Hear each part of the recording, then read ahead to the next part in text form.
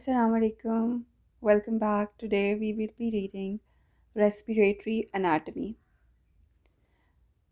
I would be trying कि मैं साथ साथ line by line ये सोचती रहूँ कि how can an examiner put these things in a question so that engagement बनी रहे while reading और explanation भी मिलती रहे.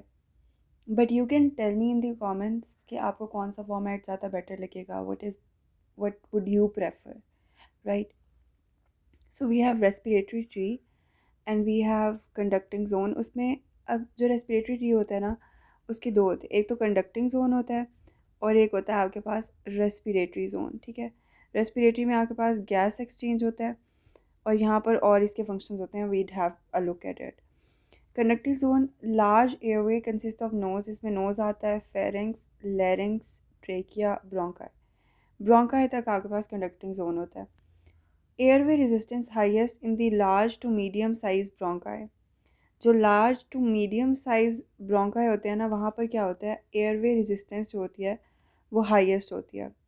ठीक है, then we have small airways consist of bronchioles. Small airways में क्या आ जाता है, ब्रोंकियोल्स आ जाते हैं that further divide into terminal bronchioles. ठीक है, लार्ज नंबर्स इन पैरेलल होते हैं तो लीस्ट एयरवे रेजिस्टेंस होती है. देखो अभी यहाँ से ऐसे आया आपके पास, जब ट्री डिवाइड होने लगा तो अगर ऐसे हम बना लें तो इनका जो कंबाइंड है ना वो ज़्यादा है देन दिस. ठीक है, तो इस वजह से यहाँ पर आकर रेजिस्टेंस कम हो जाती है इन द टर्मिनल ब्रोंक्यूल्स. तो वो कहते हैं कि जो स्मॉल एरियाज स्मॉल हैं एयरवेज उनमें रेजिस्टेंस कम होती है. ठीक है, और जो large to medium size bronchi हैं उनमें रेजिस्टेंस ज़्यादा होती है. उसके बाद वार्म करता है, ये ह्यूमिडिफाई करता है, फिल्टर्स एयर. अब जब एयर यहाँ से गुजर रही होती है तो क्या होती है, सबसे पहले तो कोल्ड एयर अगर आ गई है तो वार्म हो जाएगी. ठीक है, ह्यूमिडिफाई हो जाएगी. ठीक है, अगर बहुत ज़्यादा ड्राई है, और उसके बाद फ़िल्टर भी हो जाएगी. उधर कोई पैथोजेंस आ गए हैं, कोई डस्ट पार्टिकल्स आ गए हैं, but does not participate in gas exchange. यहाँ पर कोई गैस एक्सचेंज नहीं है और इसलिए हम इसे कहते हैं एनाटॉमिक डेड स्पेस. बाद में हम जो कैलकुलेशंस देखते हैं, लंग वॉल्यूम्स देखते हैं, उसमें हम इसे कहते हैं कि ये एनाटॉमिक डेड स्पेस है. अच्छा, यहाँ पर क्या होता है, cartilage and goblet cells extend to the end of the bronchi. हमसे पूछ सकते हैं कार्टिलेज और गॉबलेट सेल कहाँ तक होते हैं, तो हम कहेंगे they extend till the end of the bronchi. Bronchi के एंड तक होते हैं. उसके बाद आ जाता है pseudo stratified ciliated columnar cells. One second. Okay, we have pseudo stratified columnar ciliary columnar primarily make up the epithelium of the bronchus and extend to the beginning of the terminal bronchioles. Okay, and then transition to the cuboidal cells. अच्छा, अब हमें बताने की कोशिश कर रहे हैं कि आपके पास जो सेल्स कौन से होते हैं, एपिथेलियम किस चीज़ से बनी होती है. देखो वो कहते हैं शुरू में जो है ना pseudo stratified ciliated columnar epithelium होती है. ये देखो, ये pseudo stratified ciliated columnar epithelium है जो आपके पास पूरे जो ब्रोंकस है ना, ब्रोंकस में यही है, ब्रोंकस में यही है. और ये एक्सटेंड करती है beginning of the terminal bronchioles. तकरीबन मतलब ब्रोंक्यूल्स, टर्मिनल ब्रोंक्यूल्स की बिगिनिंग तक ये होती है. ठीक है, और then transition to cuboidal cells. उसके बाद यहाँ पर टर्मिनल ब्रोंक्यूल्स में आते आते ये क्या बना देती है, क्यूबॉइडल. यहाँ पर कोलमनर हैं सूडो स्ट्रेटिफाइड सीलिएटेड कोलमनर. यहाँ पर आपके पास ब्रोंक्यूल्स में भी आपके पास सीलिएटेड कोलमनर एपिथेलियम है, यहाँ पर भी आपके पास सीलिएटेड, फिर क्यूबॉइडल हो गई है. ठीक है, टर्मिनल में क्या होते हैं, क्यूबॉइडल. कोई पूछे तो अब उससे पहले क्या होते हैं, कोलमनर, सूडो स्ट्रेटिफाइड कोलमनर. अच्छा, क्लियर करता है mucus and debris from the lungs mucociliary escalator. अब इसके पास अगर सीलिया हैं तो they would help in mucociliary escalation. Airway smooth muscle extend to the end of the terminal bronchioles. चाहे देखो यहाँ पर टर्मिनल ब्रोंक्यूल्स हो गए, उसका भी एंड आ गया ना, आपके पास स्मूथ मसल्स प्रेजेंट हैं. ठीक है, यहाँ पर रेस्पिरेटरी ब्रोंक्यूल्स में भी स्पार्स स्पार्स स्मूथ मसल्स हैं. मेन आपके पास end of the terminal bronchioles तक हैं. ओके, स्पार्स होते रहते हैं, उसके बाद ही कम कम होते हैं, थोड़े थोड़े होते हैं. Respiratory bronchioles.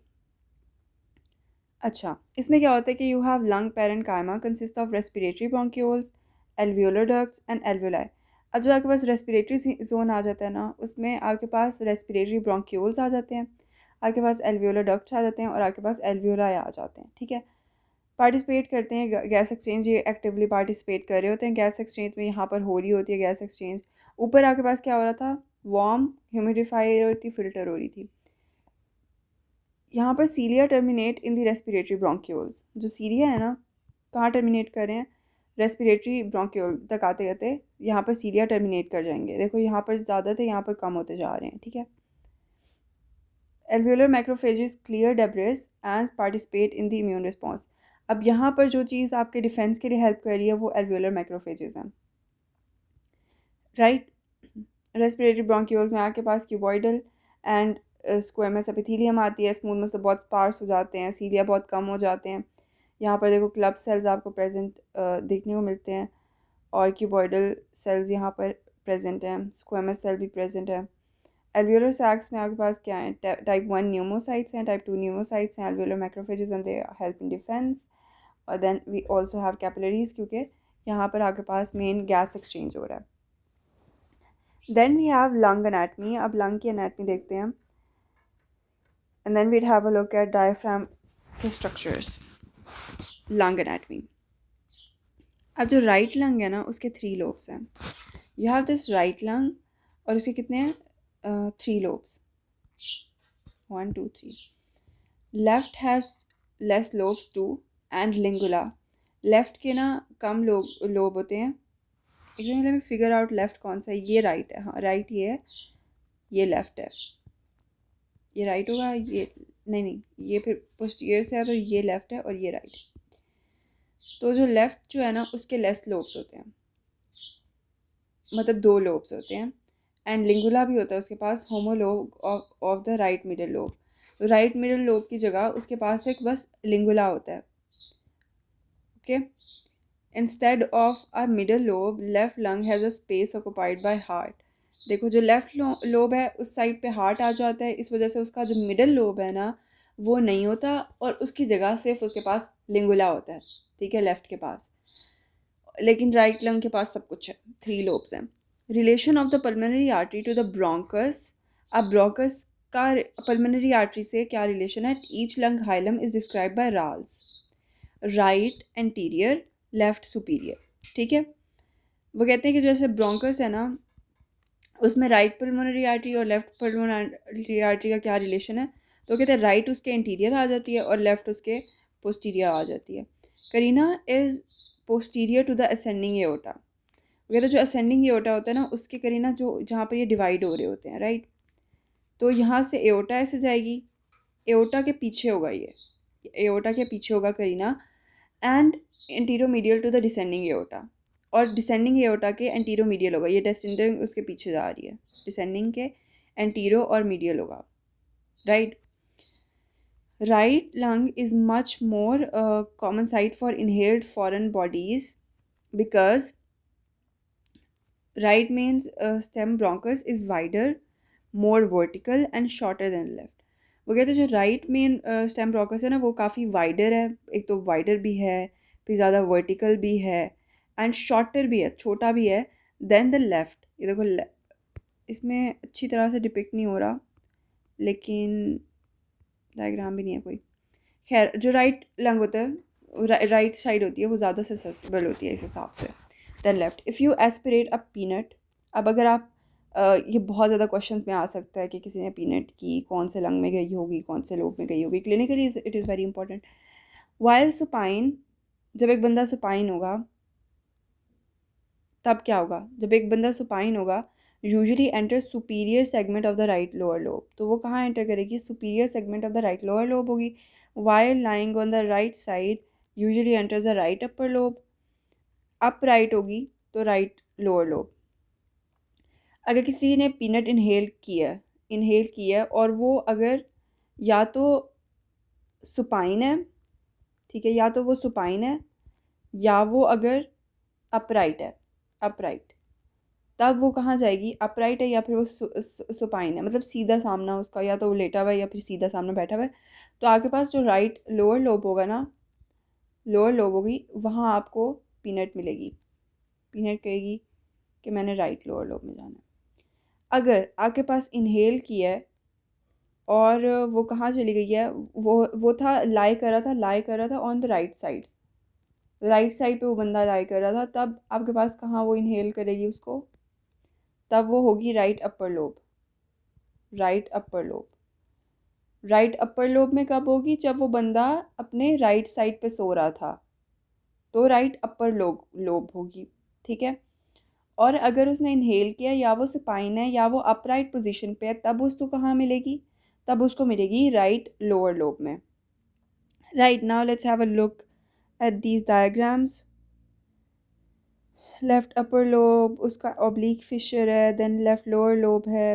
पोस्टीरियरली अगर देखें, यहाँ राइट अपर लोब है, फिर हॉरिजेंटल इसका फिशर है, इसका एक ऑब्लिक फिशर है, लेकिन जो राइट है उसका एक हॉरिजेंटल फिशर है और एक ऑब्लिक है। ठीक है। ये देखो, ये राइट मिडिल लोब है, ये राइट लोअर लोब है। उसके बाद we have this anterior side, यहाँ पर आपके पास ये मिड क्लेविकुलर लाइन है, यहाँ पर लेफ्ट अपर लोब है, यहाँ पर ऑब्लिक फिशर है, यहाँ पर लेफ्ट लोअर लोब है, फिर यहाँ पर वैसे ही वैसे वैसे ये प्लूरा आपको नज़र आ रही है, स्पेस है, हॉरिजेंटल फिशर। बस यहाँ पर यही इंपॉर्टेंट करने वाला या ध्यान देने वाली चीज़ है कि जो आपके पास लेफ़्ट है उसमें सिर्फ आपके पास एक ऑब्लिक फिशर है, लेकिन जो राइट है उसके पास आपके पास ऑब्लिक भी फिशर है और हॉरिजेंटल फिशर भी है। ठीक है। उसके बाद यू हैव डायाफ्राम के स्ट्रक्चर्स, दीज आर इम्पॉर्टेंट, ये निमोनिक आपको आना चाहिए जो भी हम पढ़ेंगे। डायाफ्राम के स्ट्रक्चर्स परफोरेटिंग द डायाफ्राम, वो स्ट्रक्चर्स जो डायाफ्राम को परफोरेट कर रहे हैं वो। अच्छा, T8, जब आपके पास T8 वाला लेवल होता है, मतलब थोरेसिक वर्टिब्रा 8, थोरेसिक वर्टिब्रा 10 और थोरेसिक वर्टिब्रा 12। अच्छा, जो T8 है उस पर क्या आ रहा है, आपके पास इंफीरियर वेना केवा आ रही है, उसके राइट फ्रेनिक नर्व आ रही है। जो T10 है उस पर ईसोफेगस आ रही है, उस पर वेगस नर्व आ रही है, CN10 to trunks. At T12 you have aorta, you have thoracic duct white, you have azygous vein blue. एक second. At T12 it's the red, white and blue.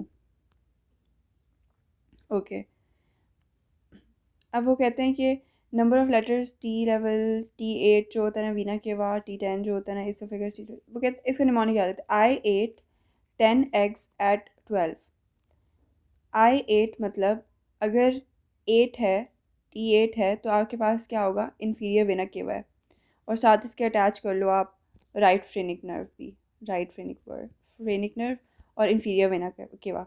10 eggs, तो जब T10 आ जाता है तो eggs मतलब oesophagus है, oesophagus के साथ आप वेगस नर्व भी अटैच करो। ठीक है, वेगस। और T जब 12 है, एट 12, तो ए है, एट से क्या हो रहा है, एओटिक हाइआर्टिस, तो आपके पास एओटा है आपके पास। उसके अलावा वो कहते हैं जब T12 है तो उस पर रेड भी है, वाइट भी है, ब्लू है, तो रेड से आपके पास एओटा है, वाइट से आपके पास क्या है, थोरेसिक डक्ट भी है, और आपके पास ब्लू से क्या है, एजाइगस वेन।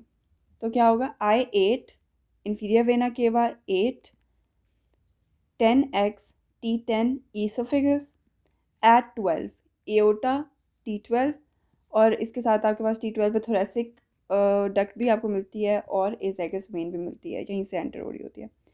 अब डायफ्राम जो होती है ना वो इनर्वेटिव होती है बाय फ्रेनिक नर्व, ये तो बहुत ही कॉमन चीज़ है। Pain from diaphragm irritation can be refer to the shoulder and trapezius ridge.